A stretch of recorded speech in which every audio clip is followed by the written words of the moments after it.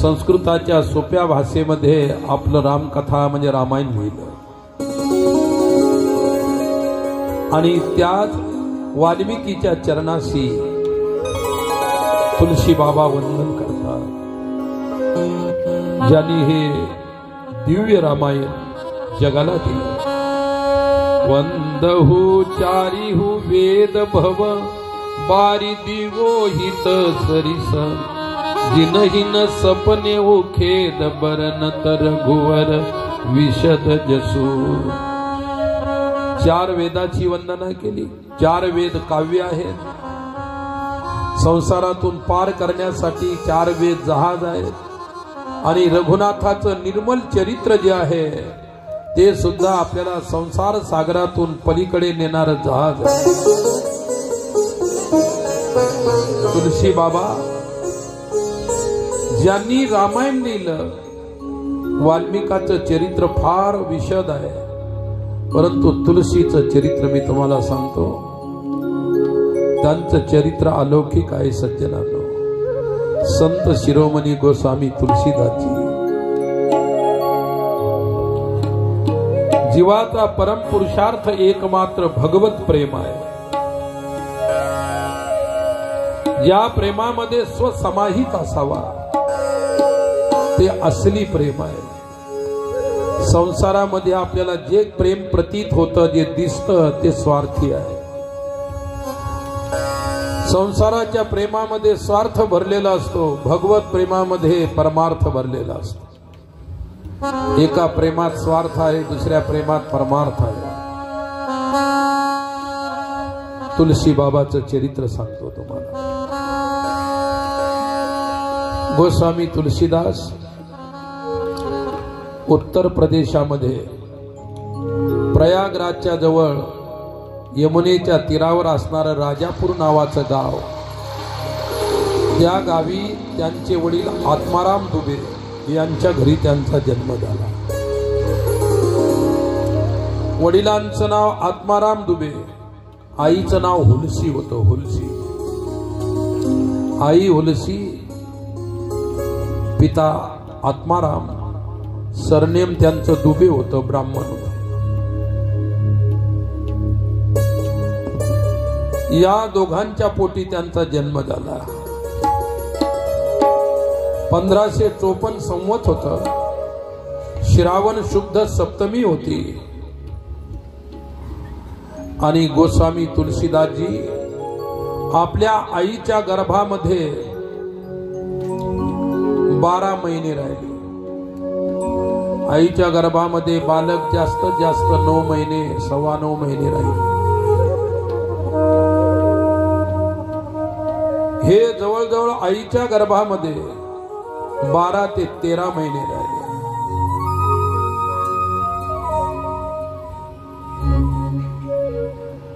त्यांच्या जन्माविषयी दोहा आहे, 1554 विषे कालिंदी के तीर, श्रावण शुक्ला सप्तमी तुलसी धरे हो शरीर। श्रावण महिन्याची शुक्ल सप्तमीच्या दिवशी गोस्वामींचा जन्म झाला। यांचा जन्म जसा झाला, जन्माला आईच्या गर्भातून बाहेर पडल्याबरोबर त्यांनी राम म्हटलं, जन्म झाल्याबरोबर। अरे आपलं बालक बोलतं का जन्म झाल्याबरोबर? 1 वर्ष लागतं, 1.5 वर्ष, 2 वर्ष। जुन्या काळामध्ये लहान मुलं 2 वर्षाच्या नंतर बोलायचे, म्हणून त्यांचं आयुष्य 100 वर्षाचं होतं। आता तर 9 महिन्यातच बोलायला लागतं, 6 महिन्यात काही काही लहान मुलं बोलायला लागतात, बाबा म्हणतात, आई म्हणतात। काय जेवढं लवकर तुम्ही बोलाल तेवढं आयुष्य तुमचं करेल, म्हणून आयुष्याची मर्यादा घटलेली आहे। मी आता मराठवाड्यामध्ये मागच्या 6-8-10 महिन्यापूर्वी गेलो होतो एका गावामध्ये, तिथे नेहमी जात असतो। जहागीरदारीचं गाव, सुपा म्हणून गाव, पूर्वी तिथे जहागीरदार राहायचा निजामच्या काळामध्ये।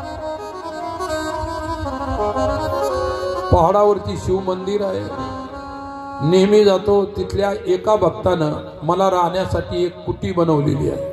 काय कुटी म्हणजे एक मकान बनवलं राहण्यासाठी. RCC मकान आहे, संडास बाथरूम त्याला अटॅच आहे, पहाडाच्या टोकावरती शिखरावरती आहे. तिथून संपूर्ण दृश्य दिसतं चारी बाजूचं. आता त्यांनी बांधून ठेवले, मी अजूनही पाहिली नाही कशी बांधलेली. कारण मी आहे फकीर, इकडे तिकडे फिरणारा रात्रंदिवस. म्हणे बाबाजी इकडं आमच्या गावात आल्यानंतर तुम्हाला राहण्यासाठी. म्हटलं बाबाचा काही ठिकाणा नाही, बाबा कधी येईल तिथं, वर्षातून लागला एखादी दिवशी चान्स तर ठीक आहे. मग त्या गावामध्ये तिकडे संत मोतीराम महाराज नावाचे संत होऊन गेले मराठवाड्यामध्ये. वारकरी संत होते. 360 दिवस कीर्तन करायचे, रोज बाबांचं कीर्तन असायचं. साक्षात पांडुरंग त्यांच्याशी बोलायचे, संवाद करायचे, असे दिव्य संत. त्यांच्या कीर्तनामध्ये विना घेणारा एक ग्रस्त,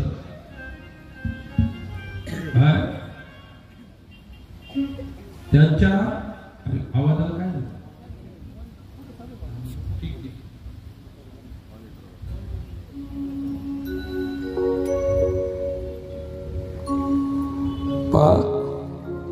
त्यांच्या कीर्तनामध्ये विना घ्यायचे एक वैष्णव, एक वारकरी. आणि त्यांना कळालं की बाबा आपल्या गावाला येत असतात, पण मला बाबा जिथं तिथपर्यंत चालता येत नाही, बाबा पहाडावर मी खाली. ते पुष्कळ आपल्या मुलांना वगैरे म्हणायचे, अरे मला एकदा त्या महात्म्याचं दर्शन करू द्या, मला फार इच्छा आहे. हळूहळू मलाच कळालं एक दिवस की इथं मोतीराम बाबांच्या कीर्तनात विना घेणारा वारकरी आहे आणि वय 110 वर्ष. किती? 110 वर्षाचं वय होतं. अरे म्हटलं मला सांगितलं असतं तर मी केव्हा त्यांच्या भेटीला गेलो असतो. एवढा मोठा तपस्वी होते ते ग्रहस्थ आश्रमीच. मग मी त्या पहाडावरून खाली उतरलो, त्यांच्या भेटीला गेलो. सकाळी सकाळी त्यांना खुर्चीवर बसवलेलं होतं. मी गेल्यानंतर माझं दर्शन घेतलं. त्यांनी पुन्हा तिथं बसले. त्यांच्याविषयी मला लोकांनी सांगितलंच होतं. म्हटलं बाबा 1-2 अभंग म्हणून दाखवा. 110 वर्षाचा म्हातारा. त्यांनी मला वारकरी चालीमध्ये इतके सुंदर 2 अभंग म्हणून दाखवले. 110 वर्षाचे. तुमच्यात आहे का एखादा 110 वर्षाचा? इतक्या कमी वयाचे असून सुद्धा तुमची टाळीचा आवाज येत नाही. खडखड खडखड ते महात्मा ते महाराज वाचू म्हणू लागले चालीमध्ये. मला इतका आनंद वाटला.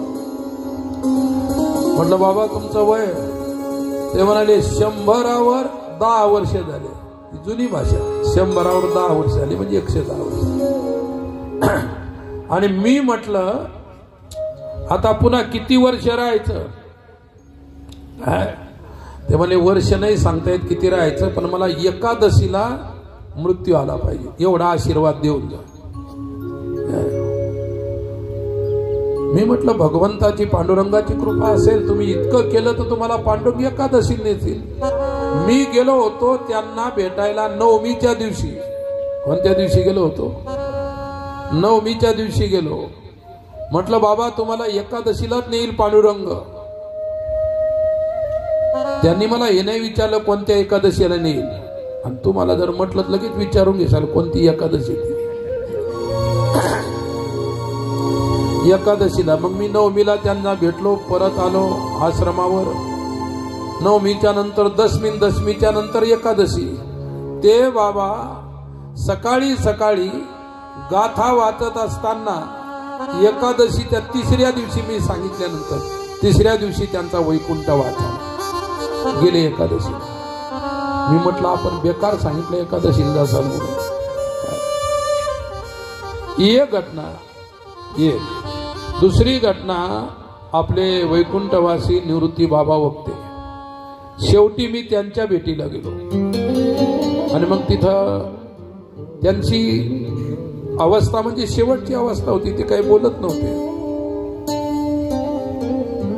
मी म्हटलं वक्ते महाराज ओळखलं का? डोळे उघडले, मान हलवली, बोलता येत नव्हतं. म्हटलं आता किती दिवस राहायचं असं पडून? त्यांची सून होती, ती म्हणाली बाबाजी त्यांची उत्तरायणामध्ये जायची इच्छा आहे. त्यांची इच्छा पहिल्यापासून ते म्हणत होते की मला उत्तरायणामध्ये जायचं. वक्तेबांची गोष्ट.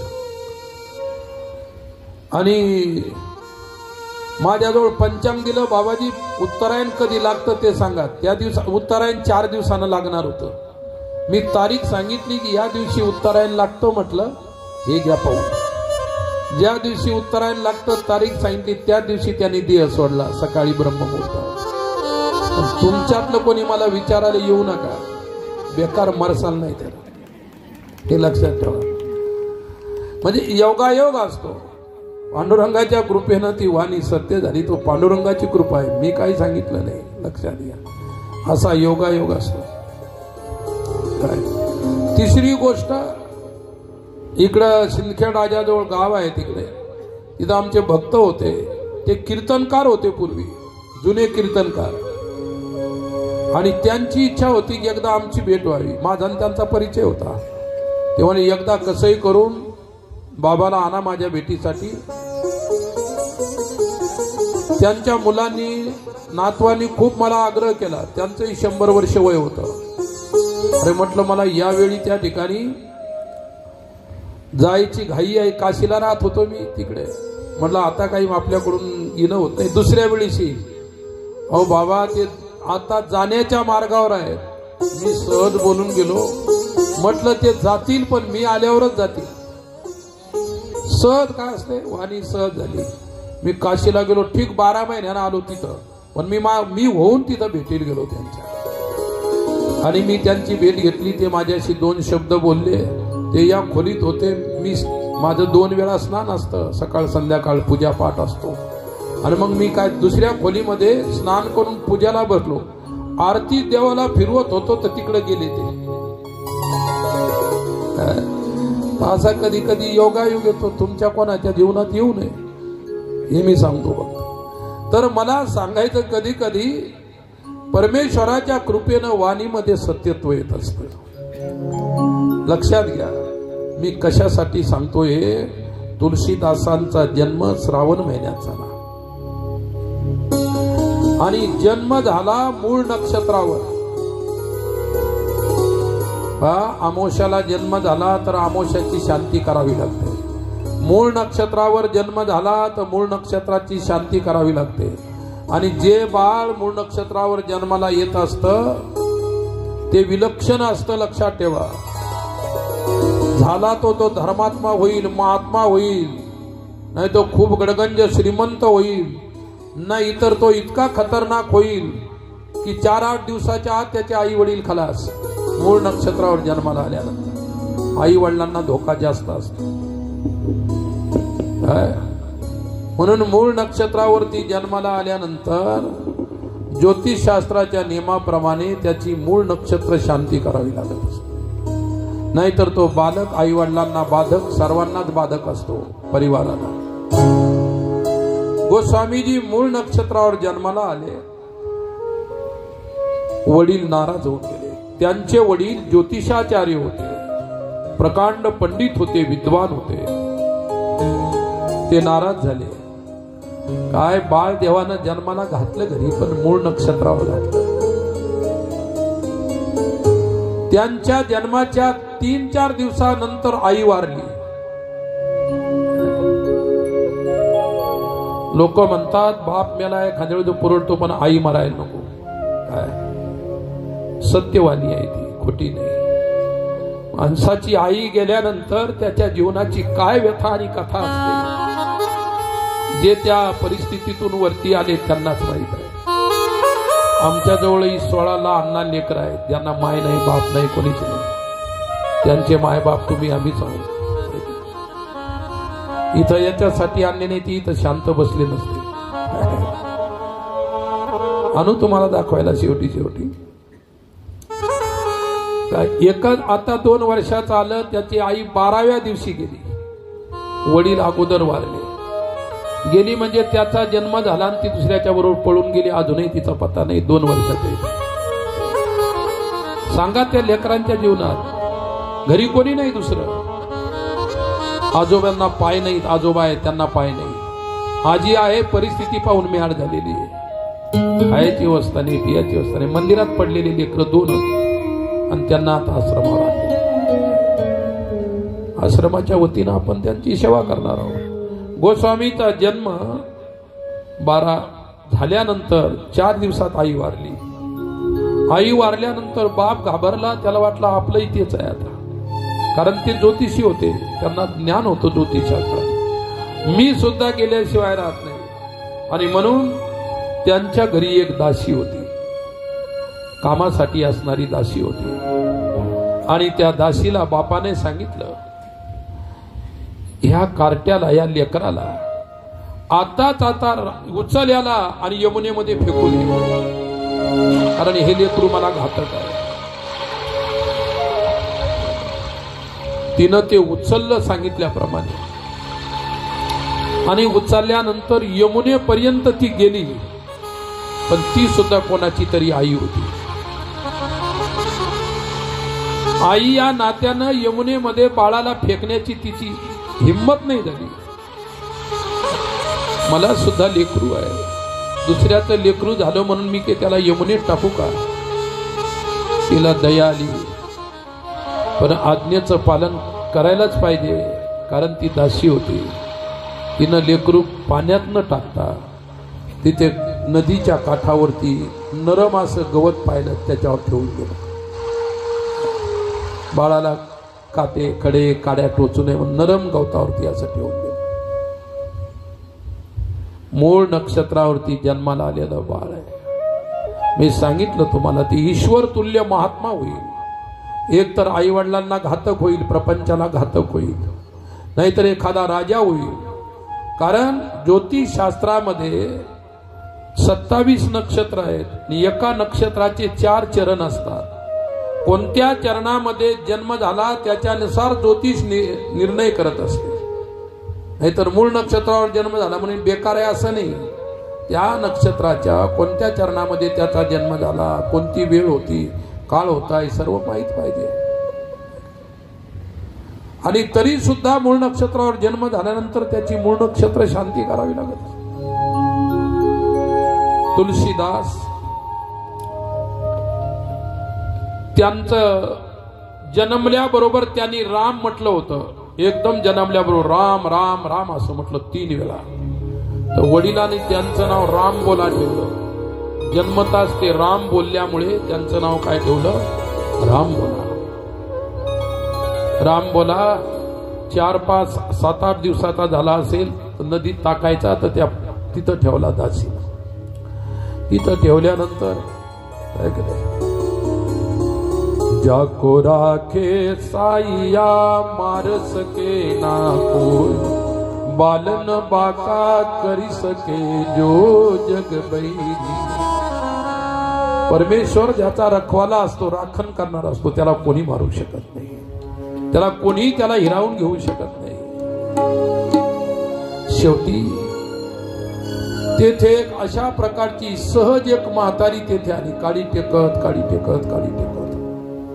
पाहते कोणाचं तरी लेकरू पडलेलं आहे, बाळ पडलेलं आहे. ती म्हातारी शेजारच्या गावाजवळ भिकारी लोक उतरले होते, त्याच्यातली एक भिकारी नव्हती. तिची सुद्धा एक छोटीशी झोपडी होती. झोपडी म्हणजे पाल, भिकाऱ्याचं पाल होतं. त्या म्हातारीनं ते बाळ उचललं आणि आपल्या पालामध्ये आणलं. ती आई वृद्ध होती, म्हातारी होती. तिच्या आई छातीमध्ये दूध नव्हतं. घरादारापुढे जायची, कोणालाही मागायची, अहो माझ्याकडे नाही का छोटस लेकरू आहे, दूध असेल तर द्या. भिकाऱ्याला कोणी सहजासहजी देत नाही, कोणी शिव्या देतं, कोणी चालव म्हणतं बाहेर, पुढं हो, अमकं हो, तमकं हो. आणि लक्षात ठेवा, तुमच्या दरवाजावर भिकारी जो येत असतो तो तुम्हाला श्रीमंत करायला येत असतो. आणि तुम्ही जर त्याला नाही दिलं तर पुढच्या जन्मात तुम्हाला तसंच कोणाच्या दरवाजावर भीक मागावं लागेल. अरे जो दान मागायला येतो, दान दात्याला तो श्रीमंत करायसाठी, कीर्तिशाली करायसाठी येतो. आणि क्वचित लोकांना कळतं, नका देऊन एक पोळी निदान एवढं तरी टाका त्याच्या जोडीत. तो पोटासाठी वागतो, दुसरं कशासाठी. तुमच्याकडून दान घेऊन जर तो जुगार खेळत असेल, सट्टा लावत असेल, आकडे लावत असेल, त्याला अजिबात देऊ नका. तू कोण्या भिकाऱ्याच्या रूपात आला तरी. पण ज्याचा पोटाचा खळगारी काम आहे, खाली आहे, त्याच्या पोटात अन्न टाकल्यासारखं दुसरं पुण्य नाही. ती म्हातारी भिकारी रोज घरदार मागायची, अरे दूध थोडं थोडं न्यायची, त्याला पाजायची. राम बोला लहानचा मोठा झाला, लहानचा मोठा झाला, 8 वर्षाचा झाला राम बोला. आईच्या, आपल्या आईचे कष्ट त्यांनी बालपणापासून पाहिले होते. माझ्या आईनं, त्या आई म्हणजे तीच भिकारी, त्याची आई दुसरं कोण. माझ्या आईनं माझ्यासाठी शिव्या खाल्ल्या, लोकांचे शाप श्राप खाल्ले, माझ्यासाठी काय नाही केलं. आता मी चालता फिरता झालेलो आहे. एके दिवशी राम बोला आपल्या आईजवळ बसलेला होता. त्याची आई तर केव्हाची स्वर्गवासी झाली होती, पण ती दुसरी धर्माची आई भेटली. अरे कोणती का आई होईना, पण आई भेटणं हे पुण्याचं काम असतं. आई भेटल्यानंतर 8 वर्षाचा झाला. एक दिवस हळूच बोलला, आई ग, माझ्यासाठी तू किती कष्ट केलेस. दूध नसताना लोकांच्या शिव्या खाऊन मला दूध पाजून लहानचं मोठं केलंस तू. किती ग माझ्यावरती उपकार आहे तुझे. आता मी मोठा झालो, चालता बोलता झालेलो आहे. तुझी जोडी माझ्या काखेला दे, मी भीक मागेन. जोपर्यंत तुझं आयुष्य आहे तोपर्यंत तुझी सेवा करील आई. राम बोलाने काखेत जोडी मागितली. ती आई म्हणाली, राम बोला भीक मागणं सोपी गोष्ट नाही बाळा. लोकांच्या शिव्या श्राप खाव्या लागत असतात. मी म्हातारी होते, मी सहन केलं. तू लहान बाळ आहे, तुझा अंतःकरण कोमल आहे. तुझ्या हृदयाला लोकांच्या शिव्या श्राप सहन होणार नाही. आई ग, माझ्यासाठी तू एवढं सहन केलं, मी तुझ्यासाठी तेवढं नाही सहन करू शकत. दे माझ्या काखेला जोडी.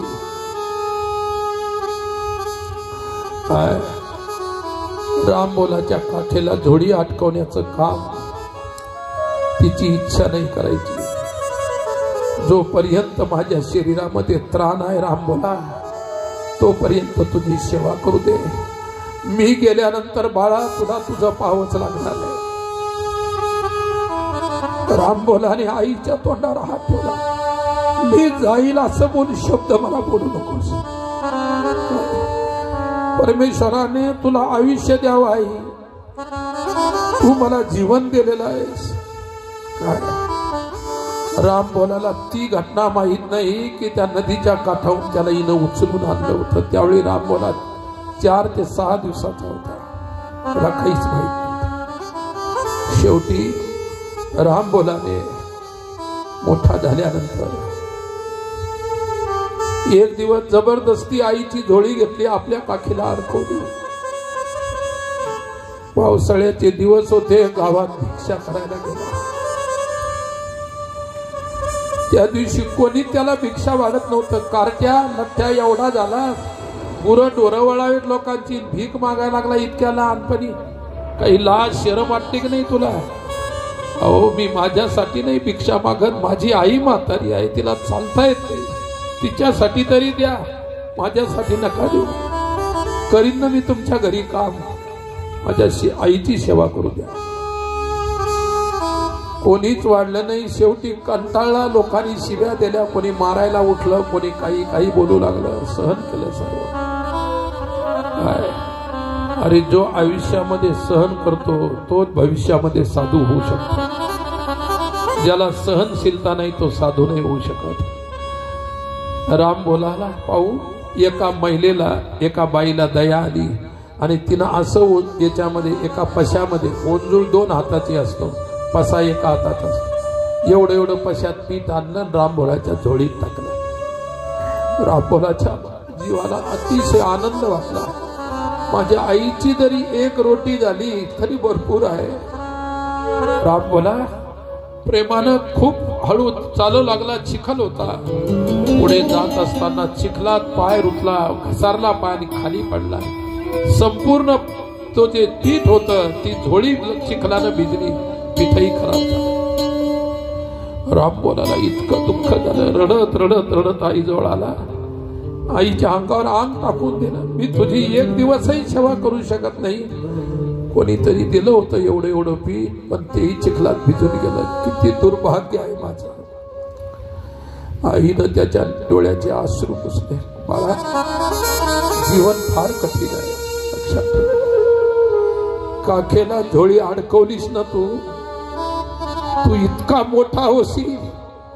संपूर्ण विश्व तुला जाणील एवढा मोठा होशील, असा माझा आशीर्वाद आहे तुला. काय अरे, इथून तोंडातून दिलेले आशीर्वाद खोटे होत असतात, पण हृदयानं दिलेला आशीर्वाद खरा असतो. लक्षात ठेवा. कोणाच्याही हृदयातून आलेला आशीर्वाद सच्चा असतो, खरा आशीर्वाद असतो. आईनं आशीर्वाद दिला आणि आईनं आशीर्वाद दिल्यानंतर आई म्हणाली, राम बोला, मला ओळखस का तू? राम बोला म्हणाले, तुला काय ओळखे? तू इतकी महान आहेस. अरे वेड्या, तुला मी कोण आहे माहित आहे का? मी साक्षात शिवाची पत्नी जगदंबा पार्वती आहे. तुझ्या सेवेसाठी मी आलेली आहे. भिकारणीचं रूप घेऊन तुझ्या सेवेसाठी मी आले. आई, तू पार्वती आहेस. तुझे पिता भोलेनाथ आणि आई कोण? मी. स्वतः गोस्वामीनं कबूल केलेलं आहे रामायणामध्ये. गुरु पितु मातु महेश भवानी,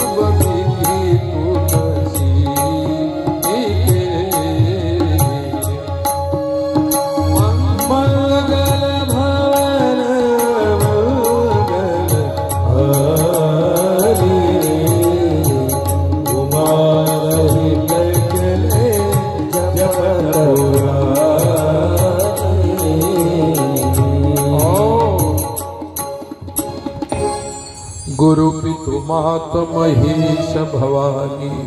माझी आई भवानी, माझे पिता महेश शिव. प्रणव दीन बंधू दीन दानी. माझे आई वडील शिव आणि पार्वती होऊन त्यांनी मला घडवलेलं आहे, लहानचं मोठं केलं. आणि तेच गोस्वामी तुलसी बालक पुढे संत तुलसीदास झाले. तुलसीदासाचं नाव जगात कोणाला माहित आहे? नाही. ज्याला ज्याला रामायण माहित आहे त्याला त्यांचं नाव माहित आहे. आणि शेवटी एकच प्रार्थना, हो येई राम चरण अनुरागी, कलिमल रहित सुमंगल भागी. त्यांनी भवानीला एकच मागणी केली, माते श्री राम चरणाचा अनुरागी भक्त मला बनव, कलिमल रहित सुमंगल भागी.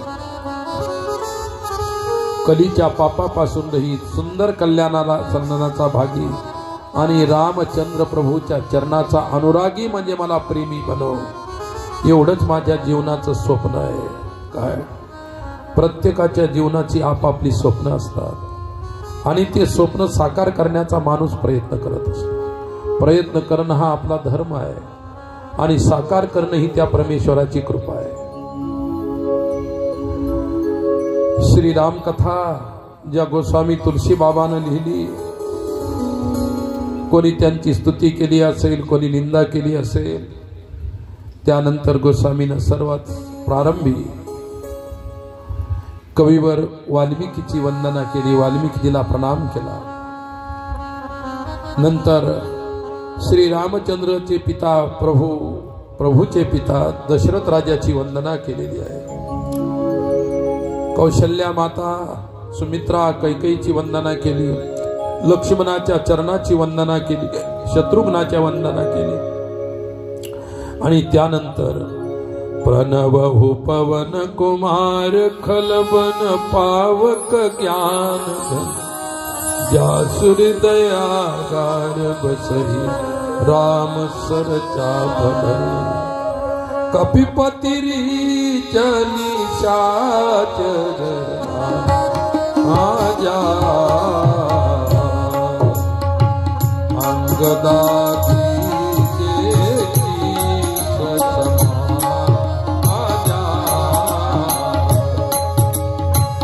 बंद हो सबके चरण सुहाए अधम शरीर राम जी मंगल भवन मंगल हरि उमा सहित चले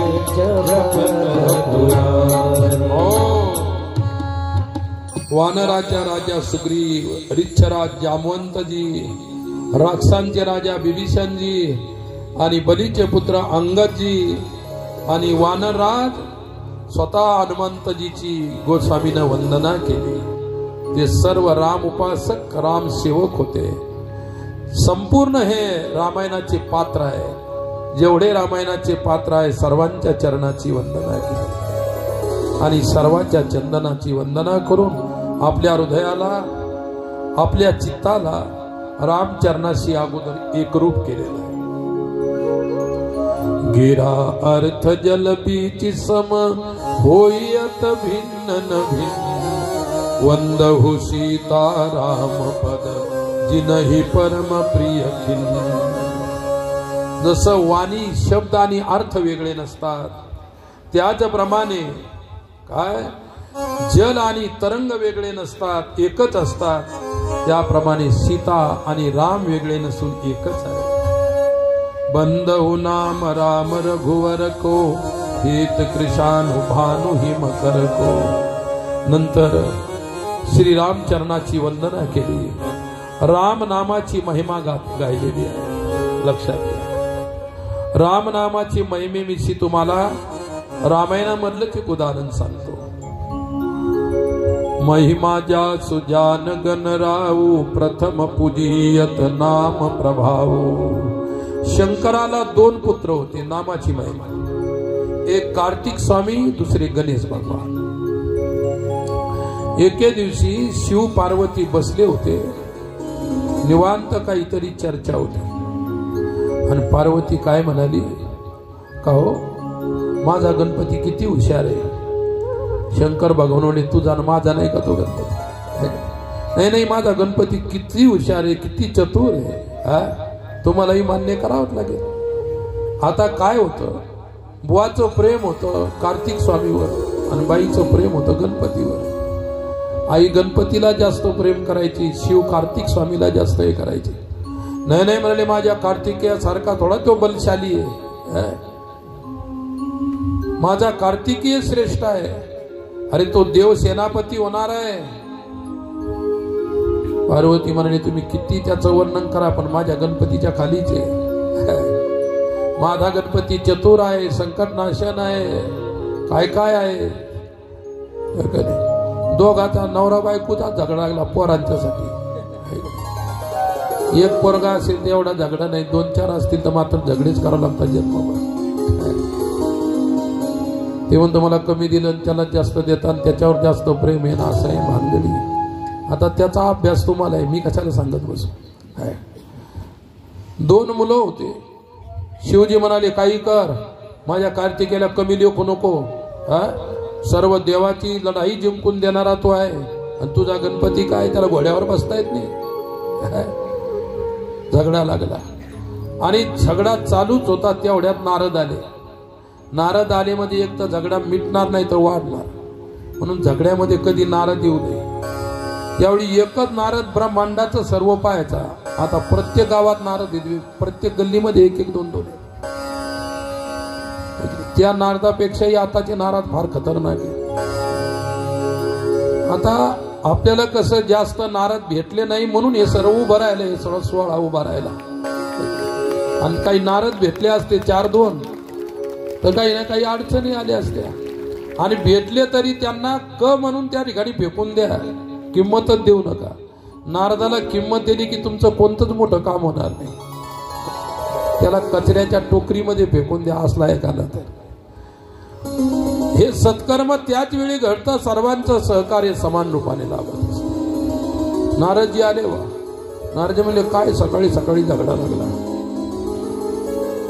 पार्वती म्हणाली नारदजी तुम्हीच पहा, या बुवाला तर काही 1-2 काही येत नाही, पण झगडा मात्र करता येतो. प्रपंचात काय आणायचं काय ठेवायचं काहीच नाही. सकाळी उठला बुवा की मशानात, नाही तर उठला तर कलास पार होता. आणि लेकरांचं खायचं प्यायचं प्रपंचाचं मला सर्व पाहावं लागतं. नाही नाही नारदजी म्हणे ती गोष्ट खरी आहे, पण झगडा कशासाठी आहे? झगड्याचं कारण काय? हे म्हणतात कार्तिक स्वामी मोठा आहे, नाही म्हणतात मी म्हणते गणपती श्रेष्ठ आहे. नारदजीनं त्याच्यातून उपाय काढला. म्हणजे मी उपाय सांगतो, आपोआपच तुम्हाला कळेल की कोण श्रेष्ठ आणि कोण कनिष्ठ आहे. नारदजीनं सांगितलं जो दोघांपैकी जो सर्वात प्रथम पृथ्वीची प्रदक्षिणा करून येईल, संपूर्ण पृथ्वीला वेढा मारून येईल प्रदक्षिणा, तो सर्वश्रेष्ठ. आता कार्तिक स्वामीचा मोर होता आणि याचा उंदीर. तुम्ही सांगा कोण जास्त पळतं? उंदीर जास्त पळू शकतो का मोर? काय अरे उंदीर 10 फूट जाईपर्यंत तो मोर तर 1-2 किलोमीटर जाऊन उडून तिथं बसतो जाऊन. हो ना नारदजी तुम्ही जे सांगितलं ना बरोबर योग्य सांगितलं. झगडा मिटू शकतो आमचा. आणि शंकराला वाटलं आमचा मोर पुढे जाणारच आहे कार्तिक स्वामी, याचा गणपती काहीचा. दोघही निघाले व प्रदक्षिणा करायला निघाले. जात असताना तिथून नारद गेले बरोबर गणपतीच्या रस्त्यात जाऊन उभे राहिले. आणि गणपती काही नाही, इथून तो रोड पर्यंत गेला असेल जास्त जास्त, तो बिलकुल तिकडं आपल्या खामगाव रोड जो रोड आहे नाही त्याच्यावर जाऊन पोहोचला. मोर जो होता तो इतका अंतर पडलं. गणपती नारदजी भेटले म्हणे गणेश महाराज काय भानगडी, तुम्हीच लावून दिली भानगडी. भानगडी लावणारा त्यालाच नारद म्हणतात, जो भानगडी लावत राहतो. म्हणले सांगा काय करायचं आता? मी तर काही पळू शकणार नाही, तुम्हाला एक उपाय सांगतो. गाईचं शेण आणायचं, काय जमीन सारून घ्यायची आणि त्याच्यावरती राम लिहायचा, असं राम. आणि त्या रामाच्या त्या अक्षराला 1 प्रदक्षिणा केली की 1 पृथ्वीची प्रदक्षिणा होते. हे शास्त्र सांगतं. तुमचा बाप बी खोटा ठरू शकत नाही या गोष्टी. अशी आयडिया देणारे नारद असले तर कामाचे, काम बिघडवणारे नको. मग काय झालं? नारदजीनं गाईचं शेण आणलं आणि ती सारवली जमीन. त्याच्यावर रांगोळीतून राम काढला, असं रांगोळी काढली रामनामाची. आणि त्याला फट फट 5 वेळे मारून दिले. लगेच शंकराजवळ गेले हजर. बाबा माझ्या 5 प्रदक्षिणा झाल्या. कोणाला तरी विश्वास बसेल का?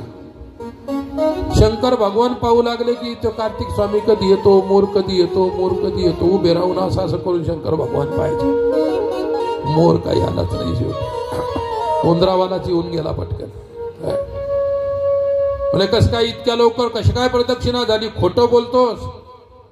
म्हणजे मी नाही खोटं बोल. नारद साक्षी आहे या गोष्टीचा. नारदजीला घेऊन या. पुन्हा नारदजीला बोलावलं. म्हणजे काय झालं? यानं केली प्रदक्षिणा. बोले ना तुम्ही एवढे झाले पण भोळेच राहिले अजून. त्यानं 5 प्रदक्षिणा माझ्या डोळ्यात देखत केल्या. हो विश्वास नसेल तर चला कशा केल्या दाखवतो. दोघायला घेतलं आई बाबांना आणि तिथं घेऊन. हे पहा तिथं काय दिसतं? म्हणजे राम दिसतो. राम दिसतो तुम्हाला? राम तुम्ही दिवसभर काय म्हणत असता? राम रामच म्हणत असता की नाही? शिवाचा देव राम आहे आणि रामाचा देव शिव आहे, लक्षात ठेवा. मग नामाला 5 प्रदक्षिणा घातल्या म्हणजे पृथ्वीच्या 5 प्रदक्षिणा झाल्या. हे वेदशास्त्रात सांगितलेलं आहे. तुम्ही तर परमेश्वरच आहात. काय ज्योत पार्वतीनं टाळ्या वाजवल्या, तुम्ही नका वाजवू, पार्वतीनं वाजवल्या. पार्वतीनं टाळ्या वाजवल्या. पार्वती म्हणे जिंकलं व आपलं काम झालं. आपला पोरगा जिंकला आपला पोरगा, आता काही हरकत नाही.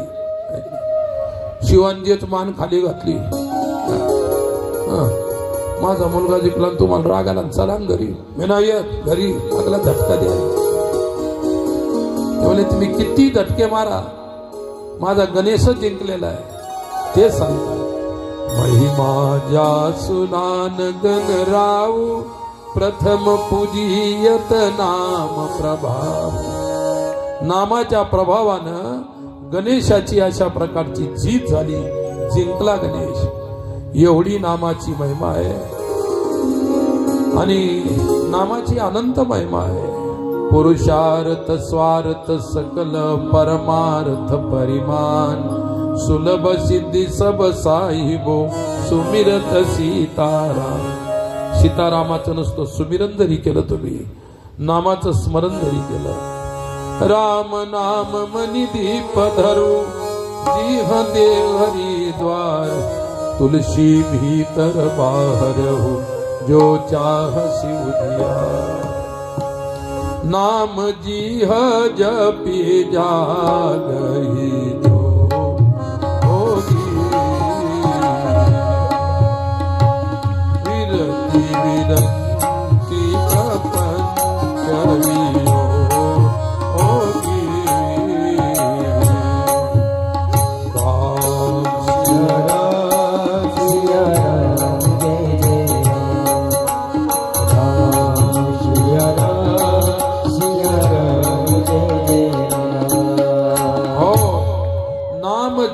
जपी जागही जोगी. जो आत्म्याचा परमात्म्याशी योग घडून देते त्याला म्हणतात नाम. नाम जीवात्म्याला परमात्मा बनवते, एवढं श्रेष्ठ नाम आहे. पहा, आणि शुक सनकाधिक नारद तुंबर सदैव राम नामाचा घोष करत राहत असतात. ब्रह्म सुख जेही जागही जोगी. जोगी म्हणजे योगी. शिव योगी होते, सुखदेवजी योगी होते, ज्ञानेश्वर महाराज योगी होते. त्यांनी जे नामस्मरण गायलं. योग दर्शनामध्ये योग्याचे 4 प्रकार आहेत. संस्कृत भाषेमध्ये योग दर्शन योग सूत्र आहे. 4 योगी आहे. कल्पिक, मधुभूमिक, प्रज्ञाज्योती, अतिक्रांत भावनीय, असे 4 प्रकारचे योगी आहेत. मन ते सकल वासना भागी, केवल राम चरण लय लागी. ज्याची राम नामामध्ये लय लागलेली आहे त्याच्या अंतकरणातली वासना दूर होत असते, त्याचा अंतकरण वासना रहित होत असतं. आणि वासना रहित ज्याचा अंतकरण होत असतं त्यालाच योगी म्हणतात, जोगी म्हणतात किंवा साधू म्हणतात. अशा प्रकारचे संतांचं निराकरण केलेलं आहे. शबरी गीत सुसेवकनी सुगती दीनी रघुनाथ. शबरी भिल्ली नव्हती, पण राम नाम गायची तर साक्षात रघुनाथ तिच्या झोपडीवर जाऊन तिला दर्शन देतात. नाम लेत भव सिंधू तराई. भगवंताचं नाव घेतल्यानंतर भव सिंधूतून आपण सहज तरून जाऊ शकतो. नाम एवढं श्रेष्ठ आहे, म्हणून सदैव नामस्मरण केलं पाहिजे.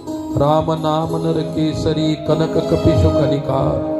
जाप कजिन प्रल्हाद जिमी पालई तली सुरसार. आणि म्हणून आपल्या मनाला सदैव नामामध्ये गुंतून ठेवलं पाहिजे.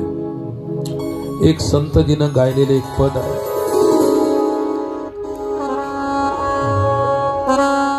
सुन मन मेरे सांझ सवेरे, अलख जगाते जाना. हरि लगन लगाते जाना. सुन मेरे कान सांझ सवेरे, अलख जगाते जाना. हरि लगन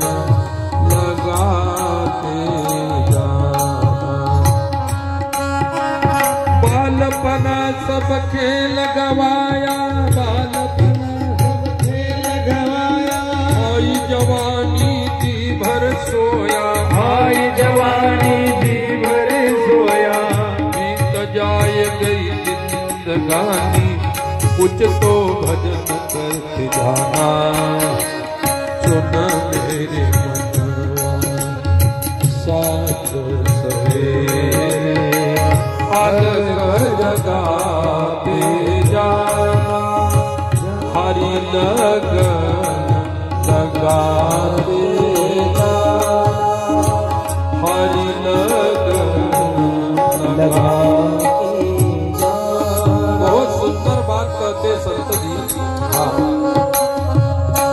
भैया तेरा बचपन खेल खेल में चला गया, फिर जवानी हुई।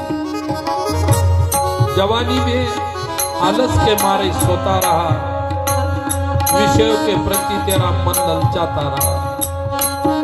ऐसे ही इसमें तेरी जिंदगानी बीत रही है। इसलिए पूरा विचार करके हरि का भजन कर। जवानी के बाद देख बुढ़ापा रोए अब देख बुढ़ापा रोए अब तो किया काम करना था जो किया काम यादन आई राम दुहाई यादन आई क्या यूं पछताने जाना हरि की लगन लगाने जाना हरि की लगन लगाते जाना हरि लगन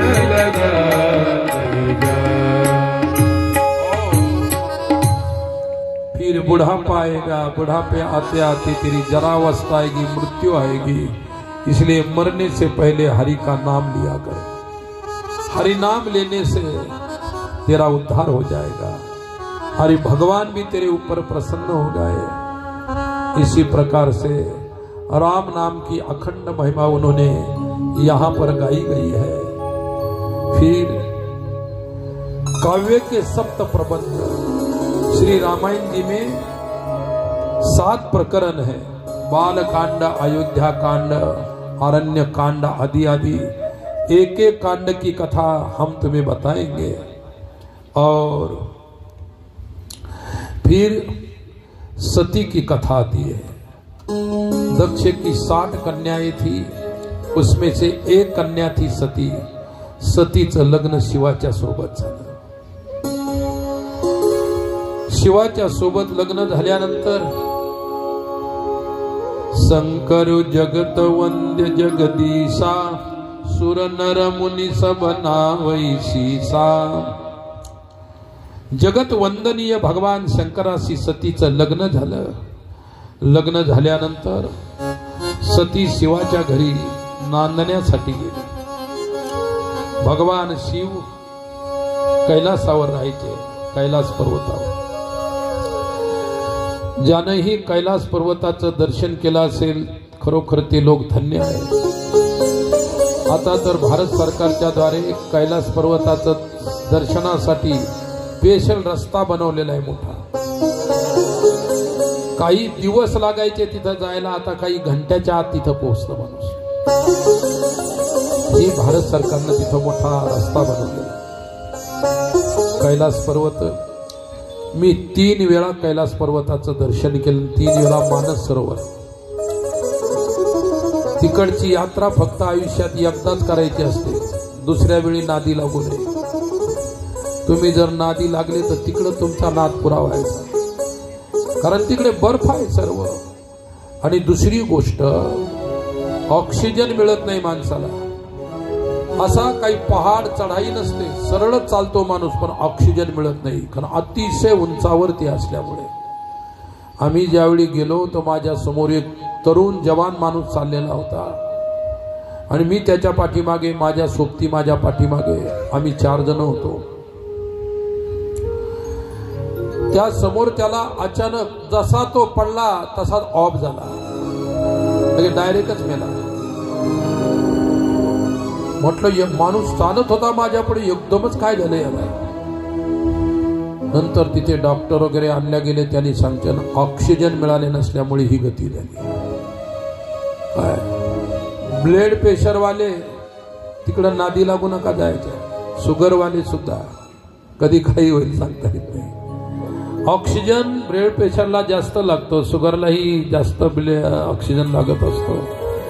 आणि आम्ही गेल्यानंतर समोरासमोर व्यक्ती गेला. बा फार वाईट वाटलं, पण काय करणार. ऑक्सिजन गेला म्हणजे गेला, प्राण गेला म्हणजे गेला. प्राण म्हणजेच ऑक्सिजन. तुम्हाला सांगत होतो, सती शिवाचं लग्न झालं. लग्न झाल्यानंतर आनंदात त्यांचा संसार चालू लागला. एके दिवशी काय झालं, दक्ष प्रजापतीचा अध्यक्ष झाला आणि अध्यक्ष झाल्यानंतर अध्यक्ष पद टिकून राहावं म्हणून त्यांनी एक यज्ञ केला. ज्या यज्ञाचं नाव बृहस्पती सव नावाचा यज्ञ होता. आणि त्या यज्ञामध्ये देव, दानव, मानव, ऋषी, मुनी, साधू, संत सर्वांना आमंत्रण दिलं, पण जावयाला पत्रिकाच पाठवली. शंकर भगवान दक्षाने सासऱ्याने त्यांना आमंत्रण दिलं नाही. शंकर भगवंताला काहीच वाटलं नाही. आमंत्रण आलं काय नाही आलं काय, तसंही त्यांना काही यज्ञात लग्नात जाण्याचा शोकच नव्हता. त्यांचा शोक मशानात जाण्याचा. मशानात जाऊन मस्त दिवसभर बसायचं, हरिनाम घेत. काय झालं, पार्वतीला, त्या सतीला कळालं आपल्या बाबांच्या घरी यज्ञ आहे आणि मला का बरं विसरले असतील. मी तर त्यांची सर्वात लाडकी कन्या आहे. त्यांचं कन्याशी काही नव्हतं, पण जवयाशी जमत नव्हतं. पोरीशी प्रत्येकाचं आपल्या पोरीशी जमतच असतं, पण जवयाशी जमत नव्हतं. त्याचं कारण सांगतो, जवयाशी का जमत नव्हतं. एकदा दक्ष प्रजापतीनं मोठी सभा भरवली आणि त्या सभेमध्ये सर्व देवी देवता आले. सभेचे अध्यक्ष दक्ष प्रजापती होते. सर्वांनी यायचं, दक्ष प्रजापतीला अभिवादन करायचं, नमस्कार करायचा आणि आपापल्या आसनावर बसायचं. शंकर भगवान डमरू, त्रिशूळ, अंगाला राख लावलेली, सर्प अंगावर धारण केलेले, जटाजूट जसे आले तसेच आसनावर बसले. दक्षाला हातही जोडलेले. दक्ष प्रजापतीला राग आला. भर लोकांच्या समोर आपला हा पागल जवाई हात सुद्धा जोडले. तेव्हापासून जेच वैर निर्माण झालं दोघांमध्ये. शंकर भगवंतानी वैर नाही केलं, पण दक्षाने जोडलं वैर. अरे जो वैर जोडतो तो जीव असतो. परमात्मा कोणाशी वैर जोडत नाही, कारण परमात्म्याला सर्वांची सारखं प्रेम असतं. दोघांमध्ये दक्ष प्रजापती भर सभेमध्ये शिवाला इतक्या शिव्या दिल्या, इतका बोलला, इतका अपमानित केलं. आणि मग सभा संपली. घरी आले शिव भगवान, हसायला लागले. अपमानित केल्यानंतर कोणाला हसू येत असतं का? आणि सतीनं विचारलं काय झालं एवढं हसायला. म्हणजे सभा तशी झाली. तुझ्या बापानं इतके फुलं उधळले माझ्यावर, काय मला आतूनही हसू यायला लागलं. अरे एखादा दुसरा जवाई असता तुमच्यातला धरला असता की नाही सासरा तिथंच. पण शंकर भगवान बिचारे जवाई कोणालाही अशा प्रकारचं काही दुःख न होऊ देता घरी आले. पार्वती म्हणाली माझ्या वडिलांकडे यज्ञ सुरू झालेला आहे, चला ना आपण. ते म्हणाले मला कुठेही जायचं सांग, मशानात जायचं सांग, मी येतो, पण सासऱ्याच्या घरी नाही येणार. कारण काय? सासऱ्यानं एक तर मला आमंत्रण दिलं नाही. गीतेमध्ये सांगितलं, गीतेमध्ये गीता काय सांगते? गीता सांगते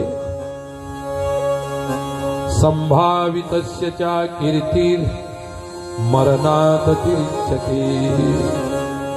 आपण आपल्या पाहुण्यांच्या घरी बिना निमंत्रण सोयऱ्याकडे गेलो आणि तिथं जर त्या कार्यक्रमात आपला अपमान झाला तर तो अपमान मृत्यूपेक्षा मोठा असतो.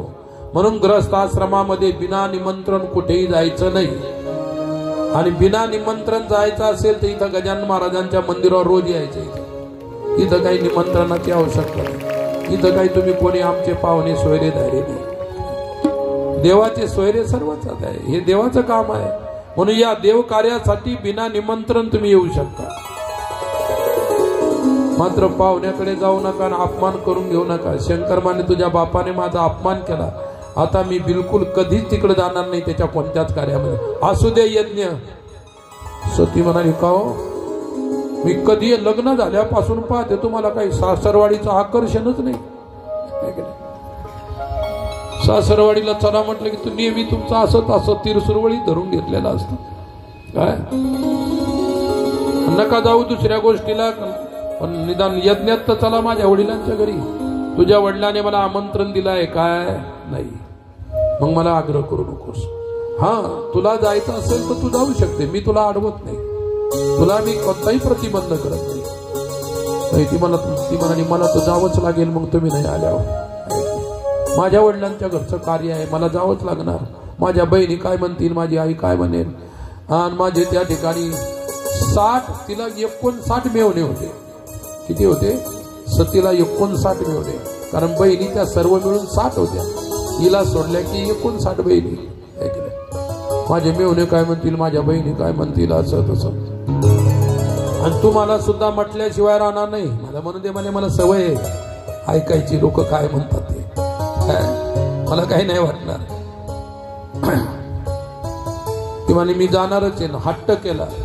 भगवान शंकरानं सांगितलं जा, परंतु माझी आज्ञा मोडून गेलीस ना तिथं तर तुझं कधीच भलं होणार नाही. लक्षात ठेव. जा तुला जायचं असेल. कारण शंकराला परमात्मा असल्यामुळे पुढचं सतीचं भविष्य माहित होतं. म्हणून त्यांनी तसं म्हटलं. त्यांनी काही शाप नाही दिला असा. हे बघ जाशील तर जा, परंतु तिथं तुझं गेल्यानंतर मात्र कल्याण होणार नाही. ती म्हणाली तुम्ही काही म्हणा, मला जायचंच. मग लगेच नंदीला तयार केलं. नंदीवर तिला बसवलं. सोबत त्यांचे शिवगण होते भक्त, ते दिले. जा मग बाईसाहेबांना घेऊन. बाईसाहेब नंदीवर बसल्या. आणि नंदीवर बसल्यानंतर सती दक्ष यज्ञात गेली. आणि दक्ष यज्ञात गेल्यानंतर सतीनं पाहिलं यज्ञाच्या द्वारावरती जशी गेली तशीच सतीचा अपमान करण्यात आला. बापाने असं नाही म्हटलं की ये यज्ञ मंडपामध्ये. तिला शब्दाने सुद्धा बाप बोलला नाही. सतीला फार वाईट वाटलं या गोष्टीचं. दरवाजावर जर माझा अपमान होत असेल तर आज जाण्यात काय अर्थ आहे. तरी सुद्धा सती म्हणाली यज्ञ आहे, यज्ञाला पाड देऊन जाऊ नये. झाला असेल माझा अपमान, पण वडिलाचाच यज्ञ आहे. तर मग ती आत गेली. आत गेल्यानंतर काय झालं, तिथे ऋत्विज ब्राह्मण आहुती देत होते. आणि आपल्या हिंदू धर्मशास्त्रामध्ये यज्ञाच्या बाबतीत असा विचार आहे की अगोदर पंचदेवाच्या आहुत्या टाकायच्या असतात. नंतर जी प्रधान देवता असते तिची आहुती पडत असते. पंचदेव म्हणजे गणेश, देवी, विष्णू, रुद्र आणि सूर्य. या 5 देवता मुख्य. ब्राह्मण होते, यज्ञातले आचार्य होते. सर्व देवाच्या नावानं आहुत्या पडू लागल्या. पण शंकराचं नाव दक्षानं सांगितलं की त्या आमच्या जवळचं ते देव जरी असले तर त्याचं नाव घ्यायचं नाही. आणि शंकराचं नाव घेतल्याशिवाय आहुती टाकल्याशिवाय यज्ञ पूर्ण होत नसतो. हा नियम आहे. विष्णूच्या नावाने आहुती.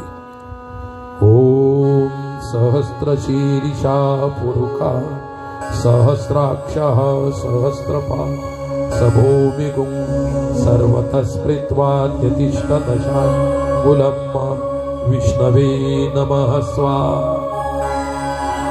ओम गणानां त्वा गणपतिगुं हवामहे प्रियानां त्वा प्रियपतिगुं हवामहे निधीनां त्वा निधिपतिगुं हवामहे वसो मम आहमजानि गर्भ धमा त्वमजासि गर्भधम्म गणेशाय नमः स्वाहा चंद्रमा मनसो जात चक्षोः सूर्यो अजायत श्रोत्रात् वायुश्च प्राणाश्च मुखादग्निरजायत ओम सूर्याय नमः स्वाहा अम्बे अंबिके अंबालिके नमः नयति कष्टन स्वसते स्वकः सुभद्रिकां कंपीलवासिनीं ओम अंबिकायै नमः स्वाहा सर्व देवाची आहुती फक्त ओम नमस्ते रुद्रमन्यव उतोतैखवे नमः बाहुभ्यां मुतते नमः ओम रुद्राय नमः स्वाहा हा मंत्रच वेदातला म्हटला जात नव्हता। मी आता जे म्हटले ते वेद मंत्र आहे लक्षात ठेवा आणि या वेद मंत्राच्या द्वारे त्या त्या देवतांना आहुती दिल्या जाते आणि शंकराला आहुती मिळत नाही। सती गेली सतीनं पाहिलं सर्व व्यवस्थित आहे पण इतका द्वेष माझ्या पतीच्या नावाची आहुती सुद्धा या यज्ञात पडत नाही आणि त्याच वेळी सतीला त्या ठिकाणी भयंकर क्रोध आला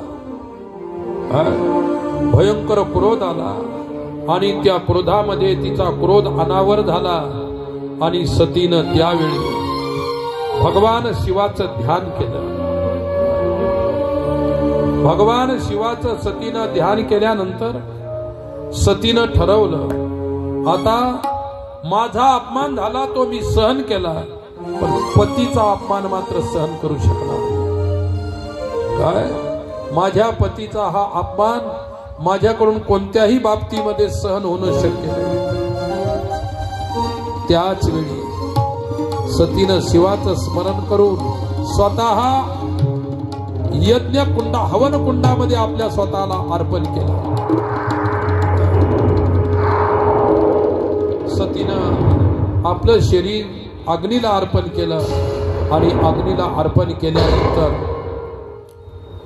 भगवान शिवाला कळाले की सती गेली। पत्नीच्या मृत्यूचं दुःख शिवाला झालं आणि त्याच वेळी शिवाने क्रोधाने आपली एक जटा उपटली आणि जमिनीवरती मारल्याबरोबर त्या जमिनीतून भयंकर तेजस्वी पुरुष जन्माला आला आणि तो पुरुष म्हणजे वीरभद्र। वीरभद्राचं प्राकट्य वीरभद्र प्रगट झाल्यानंतर शंकराला त्याने विचारलं प्रभू काय सेवा आहे?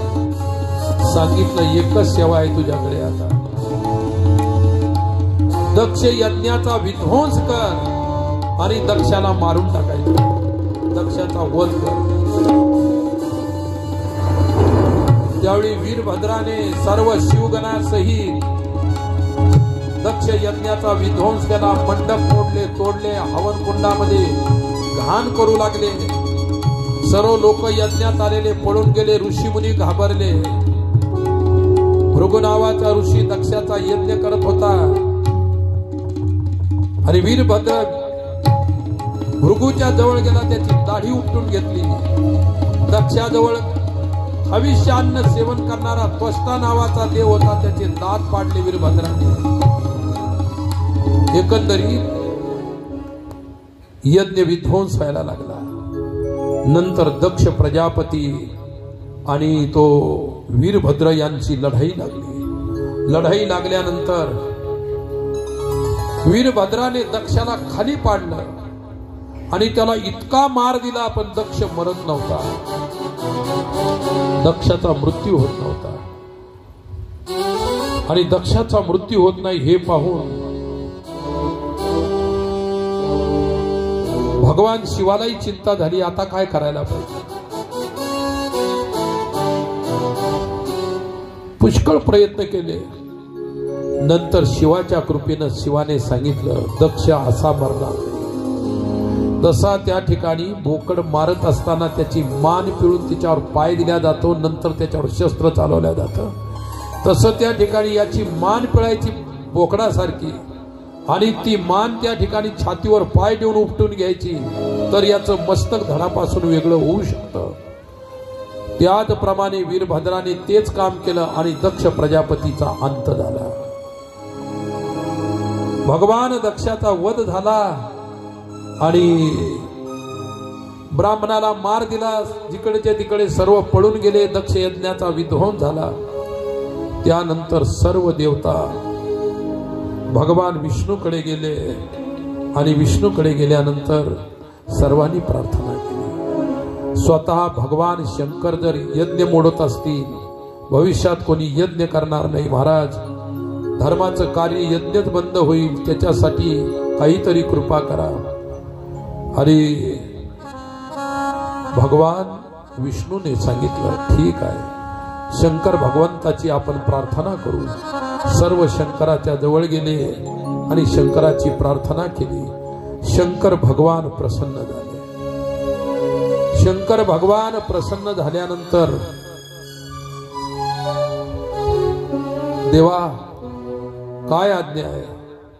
आज्ञा काहीच नाही, तुम्ही फक्त कृपा करा आणि दक्षाचा मोडलेला यज्ञ पुन्हा पूर्ण व्हावा अशी आमची सर्व देवतांची इच्छा आहे. शिव म्हणाले दक्षाचा तर वध झालेला आहे, आहुती कोण टाकेल? तुम्ही देवादी देव महादेव आहात, तुम्ही त्याला जीवनदान द्या. शिव म्हणाले त्याला जीवनदान देईल, यज्ञही पूर्ण होईल, पण माझ्या इच्छेनुसार मी त्याला आता त्याचं मस्तक तोडून फेकून दिलेलं होतं. बोकडासारखं मस्तक पिळलं आणि फेकलं. शेवटी दक्ष मरून पडला होता. दक्षाला बोकडाचं मस्तक बसवलं आणि त्याला जिवंत केलं. भृगु ऋषी होते, त्यांनाही अशा प्रकारची बोकडाची दाढी उपटली, त्या भृगु ऋषीला लावून दिली की तुम्ही केलेल्या कर्माचं फल तुम्हाला मिळालं पाहिजे, आठवणी राहिल्या पाहिजे. तू ऋषी असून यज्ञामध्ये शंकराचा अपमान करतोस दक्षासाठी. त्याच्यानंतर सर्व ऋत्विज ब्राह्मण एकत्रित केले. दक्ष प्रजापतीला जीवनदान मिळालं आणि दक्ष प्रजापतीच्या कडून काय झाला, तो यज्ञ पूर्ण करण्यात आला. आणि तो यज्ञ पूर्ण करण्यासाठी अशा प्रकारे भगवंताने कृपा केली. यज्ञ पूर्ण झाला. नंतर दक्ष प्रजापतीने शिवाची वंदना केली. नमो निदिष्टाय प्रियतवदविष्टाय च नमक्षोदिष्टाय स्मरहर पिशाचाय च नमः नमो वर्षिष्ठाय. अशा प्रकारे भगवत शंकराची स्तुती केली. आणि भगवान शंकराची स्तुती केल्यानंतर भगवान शंकर प्रसन्न झाले. यज्ञ पूर्ण झाला आणि सतीचा मात्र प्राण त्या यज्ञामध्ये गेला होता. पुढे भगवान शंकराने अनेक वर्षपर्यंत सती मिळावी याच्यासाठी तपश्चर्या केली आणि सतीने 84,000 वर्ष शिव माझा पती परत मिळावा म्हणून तपश्चर्या केली. पुन्हा परत ती सतीची तपश्चर्या पूर्ण झाल्यानंतर सती पर्वतराज हिमालयाच्या घरी जन्माला आली आणि त्यावेळी हिमालयाने तिचं नाव पार्वती ठेवलं. सतीची पार्वती झाली.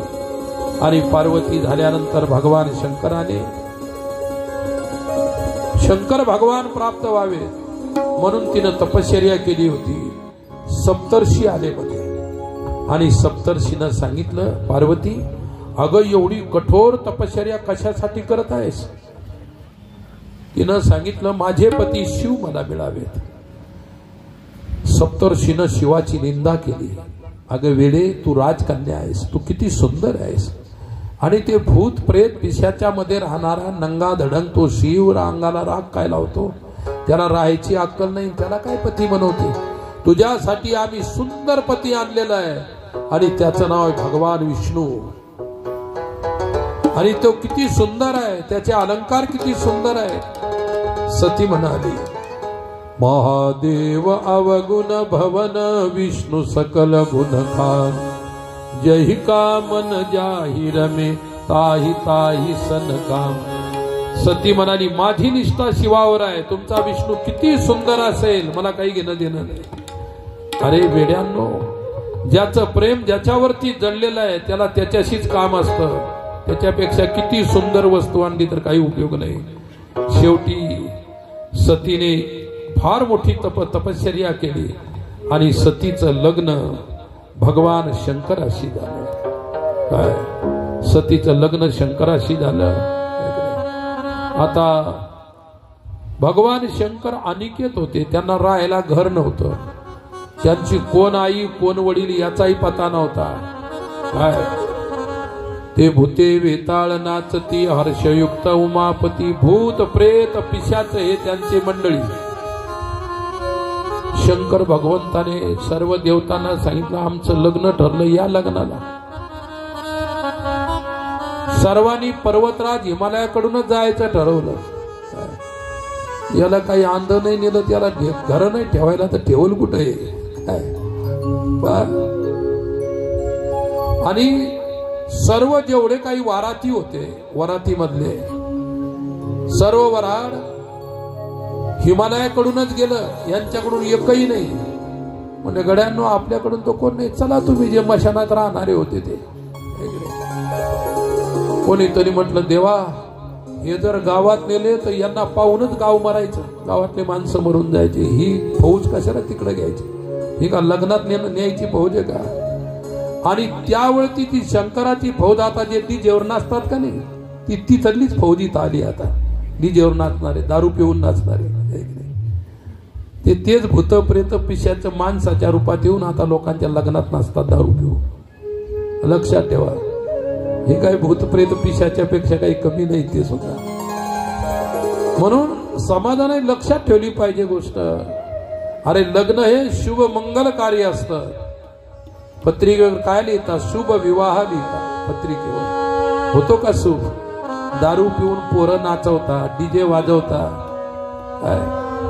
तुमच्या लग्नाला आशीर्वाद मिळणार नाही. लक्षात ठेवा.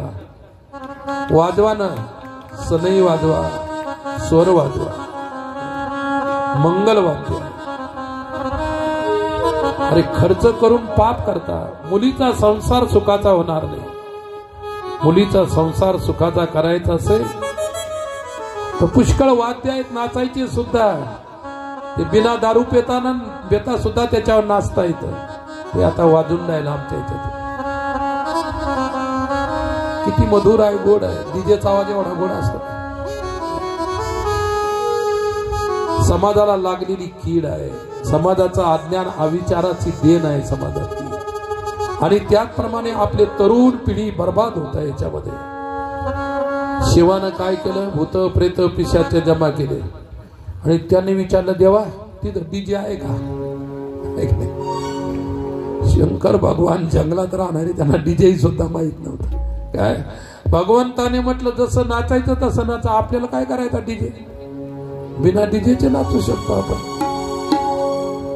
शंकर भगवान म्हणले बेट्यांनो, देवांना म्हणाले माझ्याकडून आले नाही ना. मी साधारण गरीब समजून माझ्याकडून कोणीच आलं नाही. सर्व तिकडच्याच वरातीत जमा झाले. जर तुम्हाला वरातीत जेवू दिलं तर मला म्हणा. आमची मंडळी जेवायला बसल्यानंतर तुमची बसू देते का? पहिलीच पंगत वाढली तर ते भूत प्रेत, कोणाला 3 डोळे, कोणाला 6, कोणाला मागून डोळे, कोणाला कानाकडून डोळे, कोणाला नाकाला डोळे, कोणाला 4-4 तोंड. बसली मंडळी पंक्तीत. विष्णूने प्रार्थना केली सदाशिवा यांना मागे तेव्हा आमचा नंबर लागतो की नाही बाकीच्यांचा. नाही म्हणे मंडळी आमची जेवण, आमची वर वर वर पक्ष आहे आमचा, आम्हाला अगोदर पंगत राहील. तुमचा वधू पक्ष आहे, तुमचं तुम्ही पाहून घ्या. हे जे बसले स्वयंपाकात ठेवला नाही. अशा प्रकारची ही वरात झाली. शंकर भगवंताचे पुष्कळ विषय आहे. थोडक्यात तुम्हाला सांगितलं. ह्या म्हणजे काय गोष्टी कथा नाही, ह्या तुमच्या आमच्या जीवनावरती आधारित असणारे विचार आहे. आपण कसं राहायला पाहिजे, कसं वागायला पाहिजे, काय करायला पाहिजे, ह्या सर्व गोष्टी याच्यामध्ये शिकवल्या जात असतात. शिवाचं लग्न झालं. शिवाचं लग्न झाल्यानंतर पुढे शिवाला आता संतती होणार आहे. एक तर भगवान शिव लग्नच करायला तयार नाही आणि कसं तरी करून त्यांना लग्नासाठी तयार केलं. त्यांचं शुभमंगल आटोपलं. आटोपल्यानंतर काय भगवान शिव जेस कैलासावर जाऊन बसले माळ घेऊन, घरी यायला तयारच नाही. पार्वती रोज वाट पाहायची आपल्या पतीची. विष्णू भगवान गेले, प्रार्थना केली, देवा तुमचं लग्न झालं म्हणतात. मला काही कल्पना नाही बा लग्न झालं असेल. तुमचं लग्न झालं नाही, तुम्ही असं म्हणू शकता की लग्न झालं, मला काही कल्पना नाही. तुमचं तर लग्न व्हायच्या अगोदर लग्न झालेले असतात. काही काही स्वप्नातच काही काही लग्न पाहतात. शंकर भगवान आपल्या परमेश्वरामध्ये रणमान झाले. देवासुरांचा संग्राम, युद्ध व्हायचं. त्यावेळी तारकासूर नावाचा दैत्य खूप उन्मत्त झाला होता, माजला होता, आणि त्याचा मृत्यू शिवाच्या पुत्राच्या हातून होता. शिव लग्नच करायला तयार नाही तर पुत्र कसा होईल.